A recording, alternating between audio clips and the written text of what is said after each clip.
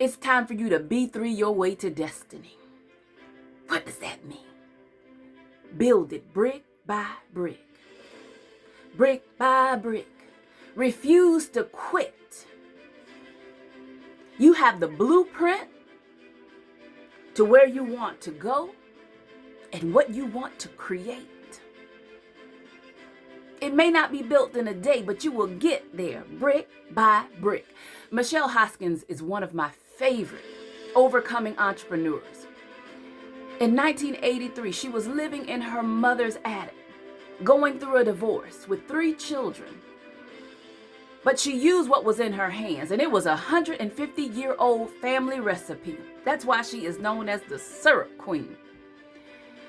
3 ingredients. She began to perfect it through trial and error. And many of my clients say, Christy, I have the Monday scaries. And I say, you need to get the Monday Marys. And Michelle Hoskins said one of her top strategies was her persistence. At one point, she knocked on the doors of Denny's to get her syrup in the restaurant. For 2 years straight, every Monday morning at 10:30 a.m., she was calling in until ultimately the CEO found out and he said, why aren't you answering this woman? They arranged for her to meet in North Carolina.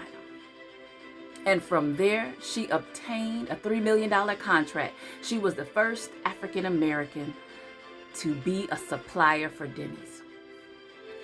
She said there were 3 P's that helped her along the way. Passion. You've got to sell you to you first. Let me tell you, I can't tell you how many people have walked in and out of my life, but baby, they cannot take my passion. 2, she said perseverance. She was going through a brain tumor and also breast cancer, in addition to all the different challenges, but she made no excuses. And lastly, patience.